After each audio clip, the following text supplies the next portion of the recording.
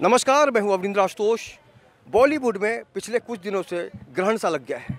कोई कलाकार जब बहुत ही मेहनत से अपनी इमेज बनाता है, उसके कई सालों के बाद जब उसके ऊपर यौन शोषण का आरोप लगता है तो उसकी मानसिकता समझी जा सकती है। आलोक नाथ बहुत ही संस्कारी पुरुष के नाम से जाने जाते हैं। उस तरह के उन्होंने बहुत सारे किरदार किए हैं, लेकिन 19 साल बाद विनीता नंदा ने उनके ऊपर आरोप लगाया है कि उनका यौन शोषण हुआ, आलोक नाथ ने किया। जाहिर है आलोकनाथ जी अभी इस पर बोलना नहीं चाहते, बाद में जब बोलेंगे तो उनको भी हम आपको दिखाएंगे। लेकिन मुंबई के कुछ ऐसे कलाकार हैं, कुछ ऐसे टेक्नीशियन हैं जो बॉलीवुड से सीधा सीधा रिश्ता रखते हैं, और आज हम इसी सफ़र में आपको कुछ ऐसे ही लोगों से मिलवाएंगे और जानेंगे कि मी टू यौन शोषण को लेकर जो कलाकारों के ऊपर आरोप लगते हैं, सच्चाई जो भी होगी वो तो सच का सामना तो सबको करना ही पड़ेगा, लेकिन कलाकारों की भावनाएं क्या कहती हैं, आज हम इसी सफ़र में जानने की कोशिश करेंगे। तो चलिए आगे बढ़ते हैं, क्योंकि वाकई जब खूबसूरती होती है, जहां अलग अलग कलर होते हैं, फूलों की जो खुशबू होती है, ऐसे में अगर इस माहौल में कांटे आ जाए या फिर बदसूरती का आलम आ जाए तो निश्चित रूप से कहा जा सकता है कि वाकई संस्कार और सोच में कितना फासला होता है। ये कांटे हैं, ये फूल है, तो कुल मिलाकर अभी जिस तरह से कलाकारों के ऊपर, साथ ही साथ आपको बता दें कि आलोकनाथ एक ऐसे कलाकार हैं जिन्होंने अपनी प्रतिभा का लोहा मनवाया है। आज भी बहुत ही इज्जत से उनको लोग जानते हैं, और इसी कड़ी में आज हम मिलेंगे पंकज कुमार से, जो बहुत अच्छे एक्टर हैं, थिएटर से जुड़े हुए हैं। और एक कलाकार के ऊपर जब आरोप लगता है तो एक कलाकार क्या सोचता है, क्या मनोदशा होती है। पंकज जी, आलोकनाथ जी के ऊपर जिस तरह से विनीता नंदा ने आरोप लगाया है कि तारा के समय उनके साथ यौन शोषण हुआ। तारा तो बहुत पहले वो सीरियल आता था, और उस समय की बात अब उठाने का कोई मतलब नहीं है। ये तो सीधे रूप से किसी को आरोपित करना है, किसी के आचरण, किसी के संस्कार के ऊपर में एक उंगली उठाना है, ये गलत है। अगर आरोप लगाना था, अगर आपके साथ शोषण हुआ था तो उसी वक्त आपको एक्शन में आना चाहिए था, उनके ऊपर आरोप लगाना चाहिए था। ये 19 साल बाद अगर आप आरोप लगाती हैं तो किस आधार पे आप लगा रही हैं, किस मानसिकता के तहत लगा रही हैं, किसी के दबाव में लगा रही हैं कि क्या, कुछ भी हो सकता है, कुछ समझ में नहीं आ रहा है कि ये क्या हो रहा है। और आपको एक और याद होगा कि तनुश्री दत्ता ने जिस तरह से नाना पाटेकर के ऊपर पहले आरोप लगाया था, उसके बाद 10 साल के बाद फिर उनको याद आया कि नाना ने मेरा शोषण किया था। फिर नाना को भी पेश होना पड़ेगा महिला आयोग की अदालत में, और ऐसे कई लोग हैं, बहुत सारे लोग हैं जिनको काफ़ी लंबे समय के बाद आरोप उनके ऊपर लगाया जा रहा है। कैसे देखते हैं एक कलाकार का मनोबल क्या होना चाहिए इस समय? कानून नाम की कोई चीज़ ही नहीं है। यहाँ कानून बनाए जाते हैं तोड़ने के लिए, तो उस कानून के आधार पे लोग जो है अपना रोटी सेक रहे हैं। अब किसी भी अच्छे कलाकार के ऊपर में कोई भी महिला आरोपित कर दे, नो डाउट महिलाओं के ऊपर में अत्याचार होते रहे हैं पुरुष प्रधान देश में, लेकिन इसका मतलब ये नहीं है कि हमेशा महिलाएं ही सही हो और पुरुष हमेशा गलत हो। एक जो आदमी, एक अच्छा कलाकार, जो प्रख्यात कलाकार हो, उसके ऊपर में इस तरह से भद्दा आरोप, और भी एक लंबे गैप के बाद लगाना, ये उचित नहीं है, गलत है।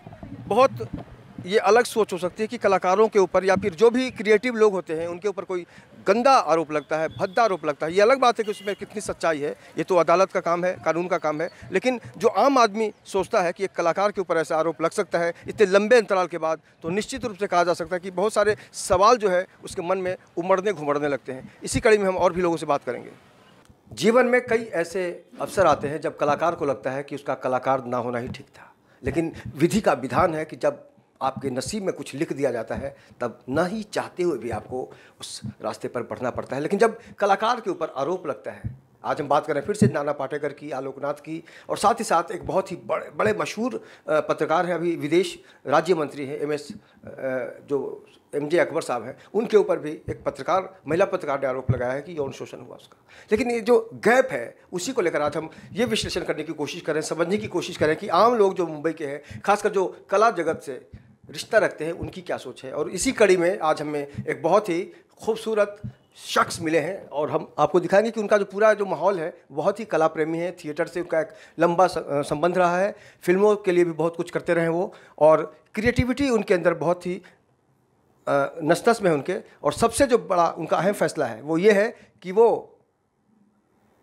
एक ऐसे कलाकार हैं जिन्होंने थिएटर पे अपनी प्रतिभा दिखाई है, और साथ ही साथ VC कुमार जी से आपको मिलवाएंगे, जो नाना पाटेकर के पड़ोसी रह चुके हैं। लोखंडवाला में नाना पाटेकर के पड़ोसी होने का जो गौरव है ये प्राप्त कर चुके हैं। सीधे हम जानते हैं कि अभी एक पड़ोसी होने के नाते इन्होंने क्या महसूस किया। विशी सर, आपका सबसे पहले स्वागत करेंगे हम। नमस्कार नमस्कार। आप अभी आपने भी सुना होगा, नाना पाटेकर के ऊपर तनुश्री दत्ता ने आरोप लगाया है, आलोकनाथ के ऊपर भी यौन शोषण का आरोप। आप एक कलाकार रहे हैं, क्या सोचते हैं इस सब देखते हुए गतिविधियों को? देखिए, इसमें तो कई बातें उभर के सामने आती हैं, लेकिन जो सबसे बड़ी बात है वो ये है कि ये 10 साल पहले बात उठी थी और 10 साल के अंतराल के बाद दोबारा उठी है। इस 10 साल के गैप का किसको क्या समझना है, पुलिस को क्या समझना है, तनुश्री दत्ता को क्या समझना है, नाना पाटेकर जी को क्या समझना है, ये एक पहला मुद्दा जो मेरे दिमाग में आता है। उसके बाद जो दूसरी बात है वो ये है कि उन्होंने कब ऐसा महसूस किया कि नाना पाटेकर ने उन्हें गलत तरीके से छुआ।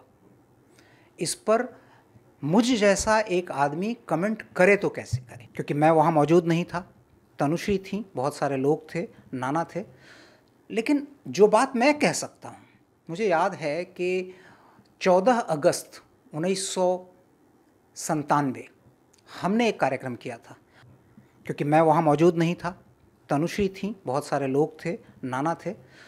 लेकिन जो बात मैं कह सकता हूँ, मुझे याद है कि 14 अगस्त 1997 हमने एक कार्यक्रम किया था। वो एक कैंपस का कार्यक्रम था। हमारा जो कोऑपरेटिव हाउसिंग सोसाइटी था, शीतल छाया बिल्डिंग जिसमें हम लोग रहते थे, उसमें एक कार्यक्रम हमने ऑर्गेनाइज़ किया था वहाँ के बाशिंदे के तौर पे।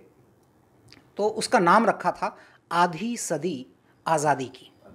तो मतलब अगले दिन वो आज़ादी हमारी 50 साल की हो जाती। हम गए, नाना पाटेकर के घर गए और वहाँ जाकर उनसे कहा कि हमने ऐसा ऐसा कार्यक्रम रखा है, कोई भी कार्यक्रम रखेंगे आप, कुछ तो पैसे लग जाते हैं, खर्च होते हैं। तो उन्होंने बोला हाँ ठीक है, बहुत बढ़िया है, मुझसे क्या चाहते हो? तो हमने कहा कि मुझे आप जो इसमें सहयोग राशि दे दें। तो उन्होंने बोला कि भाई अभी तो हमारे पास 5,000 रुपये हैं, 5,000 रुपये दे देते हैं। वो शिरकत करने आए और जान पहचान हो गई। उस शीतल छाया कैंपस में हमने साथ साथ क्रिकेट भी खेली है, अच्छी बॉलिंग, अच्छी बैटिंग। हम लोग चाहते थे कि वो फील्डिंग ना करें, इसलिए वो फील्डिंग नहीं दी जाती थी उनको, लेकिन बहुत ही मानवीय व्यवहार रहता था उनका। अब रह गई बात कि किसी खास क्षण में कौन से मन मस्तिष्क में कब कैसी बात होती है, यह कह पाना बड़ा मुश्किल है। और पहले मुद्दे के तौर पे मैं इससे ज़्यादा क्या कहूँ। जब कभी कलाकार के ऊपर आरोप लगता है तो मनोस्थिति, जो मनोदशा की बात करते हैं, ये आरोप हमारे और आपके ऊपर लगे तो हम कैसे इसको रिएक्ट करेंगे? देखिए, आरोप तो सबसे पहले जब तक सिद्ध नहीं हुआ आरोप ही मानना चाहिए। और आरोप लगने और सिद्ध होने के बीच की जो घड़ी होती है वो बहुत ही विकल कर देने वाली होती है। सिद्ध हो जाए तो फिर आप तो बिल्कुल गुनहगार हैं, और अगर सिद्ध न हुआ हो तो उस बीच जो आपका ट्रॉमेटिक फीलिंग है उसका क्या। तो मैं आप सारे लोगों से ये कहना चाहता हूँ कि जैसे ही कोई मुद्दा मिलता है उसके तह में जाने की कोशिश करें। हाँ, मैं इतना ज़रूर कह सकता हूँ कि नाना और हमारे जो संबंध थे शीतल छाया बिल्डिंग में, अच्छे पड़ोसी के संबंध थे, और जब जब हमें ज़रूरत पड़ी बहुत ही मानवीय तरीके से उन्होंने हमें मदद की और आगे कुछ भी ऐसा करने के लिए प्रोत्साहन भी दिया। सिद्ध हो जाए तो फिर आप तो बिल्कुल गुनहगार हैं, और अगर सिद्ध न हुआ हो तो उस बीच जो आपका ट्रॉमेटिक फीलिंग है उसका क्या। तो मैं आप सारे लोगों से ये कहना चाहता हूँ कि जैसे ही कोई मुद्दा मिलता है उसके तह में जाने की कोशिश करें। हाँ, मैं इतना ज़रूर कह सकता हूँ कि नाना और हमारे जो संबंध थे शीतल छाया बिल्डिंग में, अच्छे पड़ोसी के संबंध थे, और जब जब हमें ज़रूरत पड़ी बहुत ही मानवीय तरीके से उन्होंने हमें मदद की और आगे कुछ भी ऐसा करने के लिए प्रोत्साहन भी दिया। इस बात करने के लिए बहुत बहुत शुक्रिया। नाना के ऊपर जो भी आरोप लग रहे हैं वो तब के हैं जब काफ़ी लंबा अंतराल गुजर चुका है, और फिल्म का नाम था टैक्सी नंबर 9211। ये मामला भी जल्द ही 9211 हो जाए, हम तो यही चाहेंगे। लेकिन फ़िलहाल तब ऐसी स्थितियां बनती हैं तब एक ही ख्याल आता है, बुद्धम शरणम गच्छामि, और एक जी कुछ कहना चाहेंगे आप? वो उसको ना मी टू का एक हिस्सा बना दिया गया है। मी टू अमेरिका से शुरू हुआ, यूएस से शुरू हुआ और हिंदुस्तान में भी आया, तब कई और आरोप भी लगे। मेरा इतना ज़रूर मेल फॉक से कहना है कि भाई संभल के कहना किसी को स्वीटू, कहीं बाद में वो आपके लिए कंप्लेन ना कर दे, कहे मी टू। आजकल हर मोमेंट पर एक ही मूवमेंट याद आ रही है, me too movement. Me too movement जब याद आती है तो पसीना आता है। हर भारतीय पुरुष इस उदयन बोर्ड में है कि यार पास्ट में कुछ ऐसा तो नहीं हुआ था जिसकी वजह से कोई भूत मेरे सामने आके खड़ा हो जाए और कहे मी टू मी टू। हर आदमी याद कर रहा है। याद करो 20 साल पहले, 10 साल पहले कुछ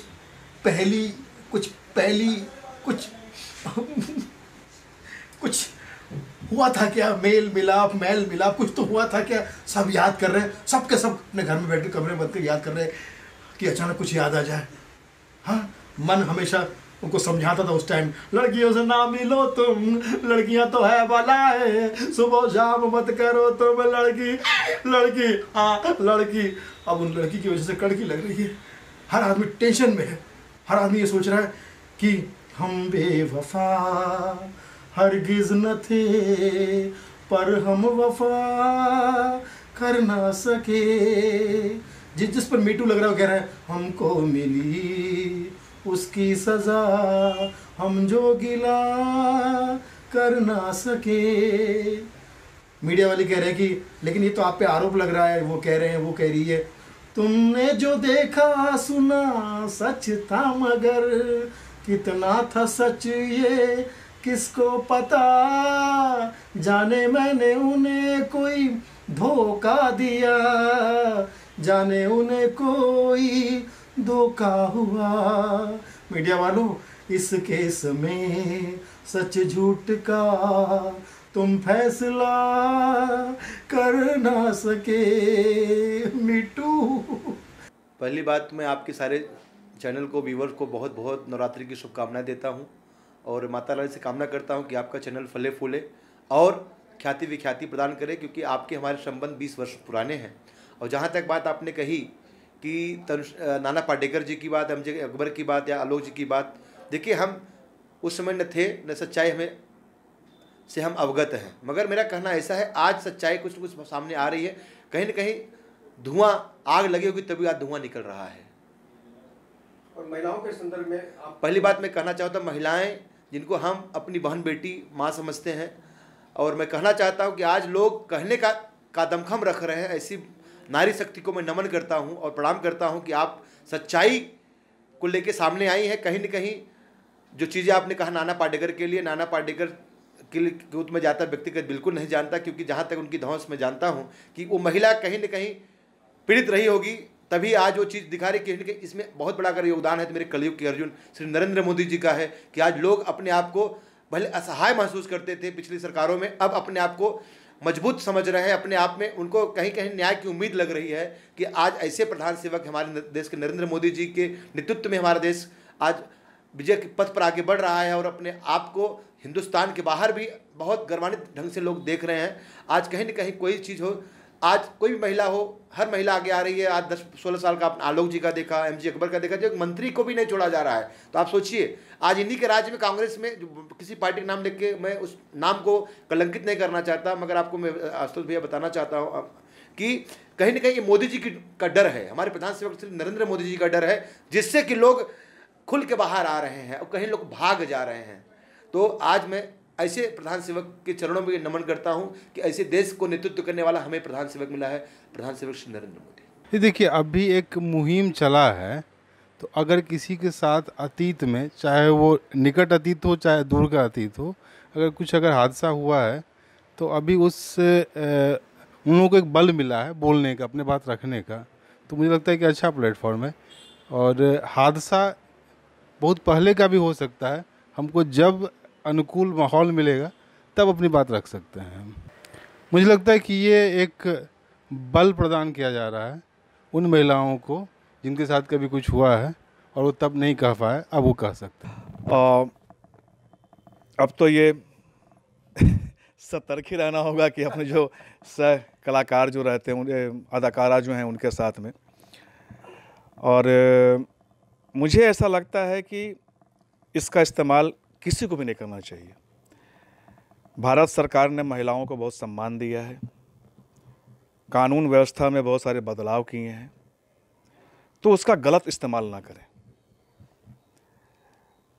मैं एक सवाल पूछना चाहता हूं कि जब महिलाएं, चाहे हमारी को आर्टिस्ट हों, चाहे वो समाज की कोई भी महिलाएं हों, जब वो किसी पे कमेंट्स पास करती हैं या हंसी मजाक करती हैं, तो जिस तरह से हम लोग लाइटली ले लेते हैं माहौल में, हो सकता है कि फिल्म का सेट है, शूटिंग का सेट चल रहा होता है, वहाँ पे कुछ मजाकिया अंदाज में बातें कह दी जाती हैं, उसको ये रूप प्रदान कर देना गलत होता है। और मुझे लगता है कि यही हुआ है, जिसको ये शायद मैं किसी भी व्यक्तिगत तौर पे नहीं कहूँगा, लेकिन इस तरह की घटनाएं बार बार सुनने को मिलती है और आप लोगों को भी, जनता को भी, दर्शक को भी उसमें नमक मिर्च लगा के, लेकिन अच्छी बात नहीं है। कभी शक्ति कपूर जी के बारे में कुछ बोल दिया जाता है, तो कभी किसी के बारे में भी, तो बुरा लगता है।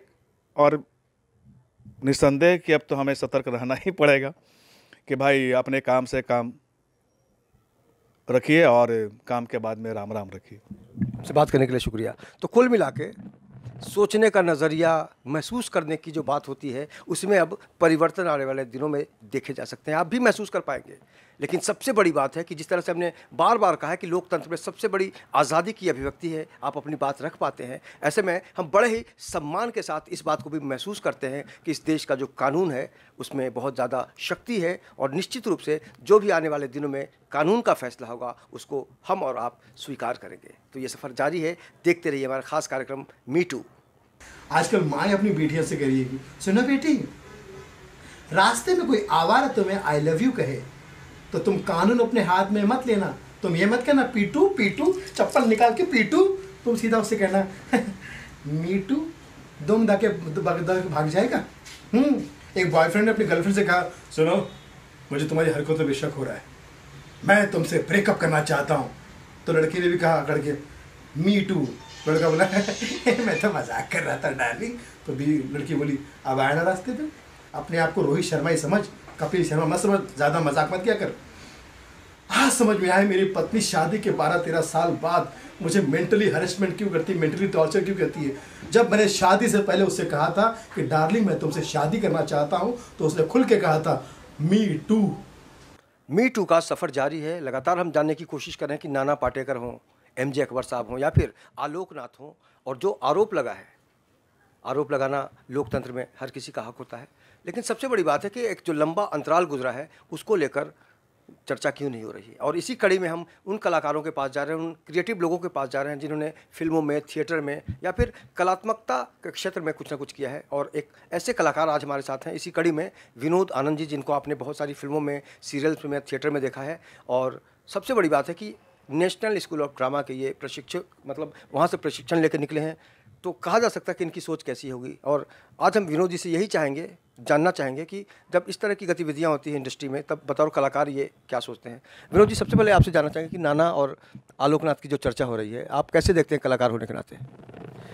एक तो सबसे मैं ये कहना चाहूँगा कि ऐसी चीज़ें होनी नहीं चाहिए। अब बहुत दुख होता है, बहुत बुरा लगता है जब ऐसे खबर सुनने को मिलता है कि एक कलाकार ही एक कलाकार के ऊपर लांछन लगाता है, जो नहीं होना चाहिए। हम कहते हैं कि हम हर चीज़ में हर चीज़ को एक नया रूप प्रदान करते हैं। एज एन एक्टर जब हम काम कर रहे होते हैं, चरित्र को गढ़ रहे होते हैं और एक साथ काम कर रहे होते हैं, तब हम अच्छे होते हैं। और कुछ दिनों के बाद जब शायद उसको स्वार्थ कह सकते हैं, मुझे ऐसा लगता है कि शायद जब स्वार्थ नहीं सधता है तो हम लांछन लगाना शुरू कर देते हैं।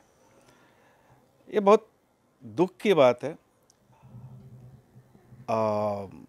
मैं नाना जी को भी जानता हूँ, उनसे मिला हूँ 1-2 बार, उनके साथ कुछ समय बिताए हैं गुलाम मुस्तफ़ा के सेट पे। और आलोक भाई तो खैर हमारे सीनियर ही हैं, पास आउट हैं। इन दोनों के बारे में मैं अच्छी तरह से जानता हूँ, और जिस तरह का लांछन इन पे लगाया गया है, मुझे नहीं लगता है कि ये सही है। क्योंकि अगर ये सही होता तो ये लोग इतने दिनों तक चुप क्यों थे? मैं ये नहीं कहता कि उन्होंने ऐसा क्यों किया, उनका मंशा क्या है, लेकिन जो बातें देखने को सुनने मिल रही है, जो न्यूज़ चैनल्स पर जो चल रहे हैं, तो ये लगता है कि ये एक आइडेंटिटी क्राइसिस जो हो गई थी उसको पुनः प्राप्त करने के लिए इस तरह का एक हथकंडा अपनाया गया है, जो कि बहुत ही शर्मनाक है, मुझे ऐसा लगता है। और क्योंकि अगर सत्यता होती तो ये लोग इतने दिनों तक खामोश क्यों थे? और क्या कहूँ कि एक कलाकार होने के नाते ये कभी विनोद जी, कभी ये भी खतरा आपको लगता है या महसूस कर पाते हैं क्या, या करना चाहिए क्या, कि ये आरोप कभी हमारे या आपके ऊपर भी लग सकता है इस तरह का? अब तो ये सतर्क ही रहना होगा कि अपने जो सह कलाकार जो रहते हैं, अदाकारा जो हैं, उनके साथ में। और मुझे ऐसा लगता है कि इसका इस्तेमाल किसी को भी नहीं करना चाहिए। भारत सरकार ने महिलाओं को बहुत सम्मान दिया है, कानून व्यवस्था में बहुत सारे बदलाव किए हैं, तो उसका गलत इस्तेमाल ना करें। मैं एक सवाल पूछना चाहता हूं कि जब महिलाएं, चाहे हमारे को आर्टिस्ट हों, चाहे वो समाज की कोई भी महिलाएं हों, जब वो किसी पे कमेंट्स पास करती हैं या हंसी मजाक करती हैं, तो जिस तरह से हम लोग लाइटली ले लेते हैं माहौल में, हो सकता है कि फिल्म का सेट है, शूटिंग का सेट चल रहा होता है, वहाँ पे कुछ मजाकिया अंदाज में बातें कह दी जाती हैं, उसको ये रूप प्रदान कर देना गलत होता है। और मुझे लगता है कि यही हुआ है, जिसको ये शायद मैं किसी भी व्यक्तिगत तौर पे नहीं कहूँगा, लेकिन इस तरह की घटनाएं बार बार सुनने को मिलती है, और आप लोगों को भी, जनता को भी, दर्शक को भी उसमें नमक मिर्च लगा के, लेकिन अच्छी बात नहीं है। कभी शक्ति कपूर जी के बारे में कुछ बोल दिया जाता है, तो कभी किसी के बारे में भी, तो बुरा लगता है। और निस्संदेह कि अब तो हमें सतर्क रहना ही पड़ेगा कि भाई अपने काम से काम रखिए और काम के बाद में राम राम रखिए। से बात करने के लिए शुक्रिया। तो कुल मिला के सोचने का नज़रिया, महसूस करने की जो बात होती है, उसमें अब परिवर्तन आने वाले दिनों में देखे जा सकते हैं। आप भी महसूस कर पाएंगे। लेकिन सबसे बड़ी बात है कि जिस तरह से हमने बार बार कहा है कि लोकतंत्र में सबसे बड़ी आज़ादी की अभिव्यक्ति है, आप अपनी बात रख पाते हैं। ऐसे में हम बड़े ही सम्मान के साथ इस बात को भी महसूस करते हैं कि इस देश का जो कानून है उसमें बहुत ज़्यादा शक्ति है, और निश्चित रूप से जो भी आने वाले दिनों में कानून का फैसला होगा उसको हम और आप स्वीकार करेंगे। तो ये सफ़र जारी है, देखते रहिए हमारा खास कार्यक्रम मी टू। इसका मतलब कि उसने मुझे उसी वक्त डिस्क्लेमर दे दिया था कि मी टू समझा करो, मी टू से समझा करो। मेरा दिल तोता बन जाए, कैसा मिट्टू मिट्टू बोले हाय। अब तो फेसबुक पर भी लड़के जो है लड़कियों को नहीं छेड़ते, पता नहीं कौन सा मैटर कब सामने ले आए। तो अब ज़माना चला गया जब लड़के जो है लड़कियां बन के लड़कों को फ्रेंड रिक्वेस्ट भेजती थी। अब वो ज़माना आ गया जब लड़कियां इस डर के मारे कि अब मीटू के चक्कर में डरे ना, इसलिए लड़कियां जो है अब लड़के बन के आपको फ्रेंड रिक्वेस्ट भेजेगी और कहेगी यार मैं तो तेरा दोस्त हूँ, मुझसे बात तो कर। मीटू के चक्कर में मुझसे कोई बात नहीं कर रहा है, मैं तन्हा हूँ। मीटू स्वीटू नहीं, स्वीटू मीटू मत करना, ध्यान रखना अपना भाइयों, कहीं तुम्हारे साथ मीटू ना हो जाइयो। जी, मैं सुधेंद्र सुभाष वर्मा, फिल्म निर्माता हूँ। पिछले कई वर्षों से फिल्म इंडस्ट्री से जुड़ा हूँ। आज जब ये समाचार सुनने को मिलता है कि नाना के ऊपर, या हमारे बाबूजी जिनको कहा जाता है, पूरी इंडस्ट्री बाबूजी कहती है, आलोकनाथ जी के ऊपर ऐसे भद्दे और अशोभनीय जब आरोप लगते हैं तो दिल को बहुत दुख पहुंचता है, अच्छा नहीं लगता। वो भी आप आरोप कब लगा रहे हैं, बरसों बाद, 10 साल बाद, 19 साल बाद, ये क्या तमाशा है साहब। ये बिल्कुल मैं उससे सहमत नहीं हूँ, और जो भी नाना के साथ या उनके साथ है वो गलत है। मुझे बिल्कुल उम्मीद है कि कचहरी और अदालत पे मेरा विश्वास है, भरोसा है, और मुझे ऐसा लगता है कि कानून अपना काम जल्द करेगा। और अगर इस पर सच्चाई निकली तो ये पूछना अति आवश्यक है कि इतने वर्षों के बाद आपने ये आरोप क्यों लगाया, आप कहाँ सोए हुए थे, आप कहाँ लुप्त हो गए थे। आज आप निकल कर आए हैं और आप आज आरोप लगा रहे हैं। ये बेहद बेहद शर्मनाक है, और मैं इसे कतई सही नहीं मानता। और भगवान उनको बुद्धि दें जो जिन महिलाओं ने ये आरोप लगाया है। और देखिए, कलाकार समाज का ही एक अंश है, समाज का ही एक रूप है, और कलाकार भी एक इंसान है, वो भी हमारी तरह आपकी तरह इंसान है। लेकिन एक कलाकार के ऊपर जब इस तरह का आक्षेप और आरोप लगता है तो ये बहुत दुखद बात है। मैं खुद रंगकर्मी रहा हूँ और मैं समझ सकता हूँ कि आपने ये 19 साल बाद और 10 साल बाद जो आरोप लगाया है वो बिल्कुल ठीक नहीं है। उनकी मनोदशा ऐसी नहीं हो सकती कि वो इस पर शायद कुछ बोलना पसंद करेंगे, चाहे वो आलोक जी हों चाहे नाना हो। और मैं उम्मीद करता हूँ कि इस पर आप सब लोग, आप जो देख रहे हैं, आप लोग भी इस बात को समझें और तह तक जाने की कोशिश करें। कलाकार की ज़िंदगी में कई अवसर आते हैं। सबसे बड़ा अवसर तब होता है जब वो अलग अलग चरित्रों को जान देने की कोशिश करता है।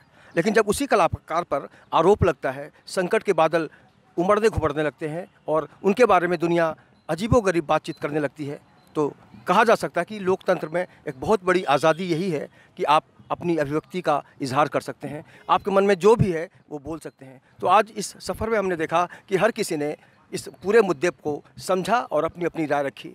निश्चित रूप से कहा जा सकता है कि ये सबसे बड़ा हक है लोकतंत्र में कि आप अपनी बात दुनिया के सामने रख सकते हैं। इस खास पेशकश में इतना ही। बाकी की खबरों के लिए आप देखते रहिए IN24 न्यूज़ और मुझे दीजिए इजाज़त। नमस्कार।